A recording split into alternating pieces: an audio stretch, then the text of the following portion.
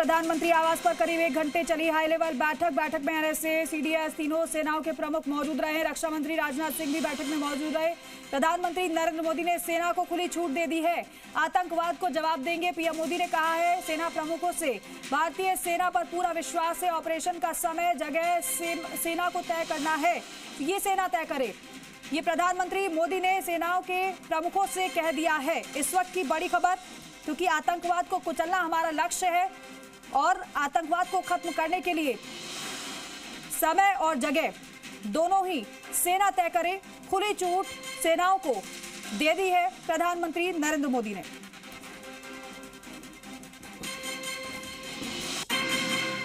तो देखिए, ऑपरेशन किस तरीके से करना है, कब करना है, कहां किस जगह पर ऑपरेशन को अंजाम देना है, ये प्रधानमंत्री मोदी ने सेना पर छोड़ दिया है।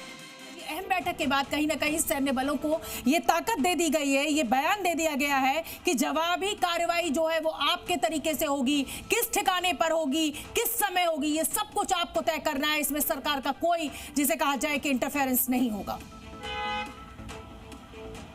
देखिए, जब तीनों सेनाओं के अध्यक्ष और प्रधानमंत्री जो देश की सरकार के मुखिया हैं वो एक साथ बैठते हैं तो निश्चित रूप में बहुत अहम निर्णय, बहुत अहम बातें होती हैं, क्योंकि देश की सुरक्षा का मामला है। और ऐसे में जब देश का प्रधानमंत्री सेना अध्यक्षों के साथ हो और उनके कदम से कदम मिलाकर, उनकी लय में लय मिलाकर बात करता है तो निश्चित रूप में एक और बहुत ही डेडली कॉम्बिनेशन बनता है। शोभना, इस समय हमारी सेना ऑलरेडी बहुत मजबूत है, सेना का मनोबल ऑलरेडी बहुत बड़ा है, लेकिन जब सरकार की इच्छा शक्ति उनके साथ जुड़ जाती है तो सेनाओं के मनोबल में चौगुना ताकत आ जाती है और दुश्मन को उनकी भाषा में जवाब देने के लिए वो और ज्यादा।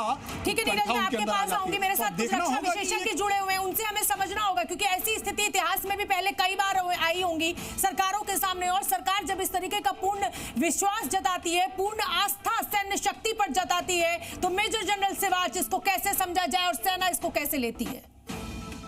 देखो, बहुत बड़ी बात है। इसका मतलब सेना को बता दिया गया है कि आप जो भी एक्शन समझते हैं ठीक उस पर ले सकते हैं, आपको छूट है, आप कुछ भी कर सकते हैं। मुझे लगता है कि बहुत बड़ी डिसीजन है और मुझे लगता है पाकिस्तान को अब लगेगा कि भारत की जो फौज है वो बहुत बड़ा वार करने वाली है। और ये सच्चाई है कि ये एक कॉन्फिडेंस दिखाया प्राइम मिनिस्टर ने अपनी डिफेंस फोर्सेस में, और उनको एक प्रकार से पूरी छूट देने का मतलब ये है अब वो प्लान कर सकते हैं अपनी कहाँ पर करना है, कब करना है, कैसे करना है, उसकी रूपरेखा बना सकते हैं। तो ये सच्चाई है कि अब पाकिस्तान ये सोचेगा कब होने वाला है और कहां होने वाला है। मगर जब भारत की जनरल सिवाच, मैं आपके पास आऊंगी। मेरे सहयोगी अनंत भी मेरे साथ जुड़ गए। अनंत, बताइए क्या अपडेट आपके पास है, जिसे कहा जाए कि आज एक बहुत बड़ी बात, हालांकि ऐसा पहले भी होता रहा है, सत्ता ने हमेशा अपने सैन्य बलों के ऊपर पूरा विश्वास दिखाया, लेकिन आज अगर प्रधानमंत्री नरेंद्र मोदी ने इस सैन्य बलों की पेशेवर क्षमता के ऊपर अपना विश्वास और आस्था व्यक्त की है, तो ये कहीं ना कहीं एक बहुत बड़ा संदेश है। अनंत, देखिए, दो बड़े बाइफिकेशन शोभना इस मामले में है। बेशक सत्ता ने सेना पर हमेशा विश्वास दिखाया, लेकिन दो पैटर्न होते हैं विश्वास दिखाने के, प्रोएक्टिव होना और एक रिएक्टिव होना। अब रिएक्टिव होने की जगह प्रोएक्टिव होने का निर्देश दिया गया। और आप देखिए कि सीसीएस की मौजूदगी में, तीनों सेना के अध्यक्ष की मौजूदगी में प्रधानमंत्री का ये कहना है कि सेना पूरी तरह से स्वतंत्र है कोई भी एक्शन लेने के लिए, यानी कि 3 चीजों की छूट दे दी गई है, टारगेट की, टाइमिंग की और मोड की। ये तीनों जो तीनों चीजें हैं, सेना को अपनी स्ट्रेटेजी के हिसाब से, अपने मोटिव के हिसाब से तय करने का पूरा छूट जो प्रधानमंत्री की तरफ से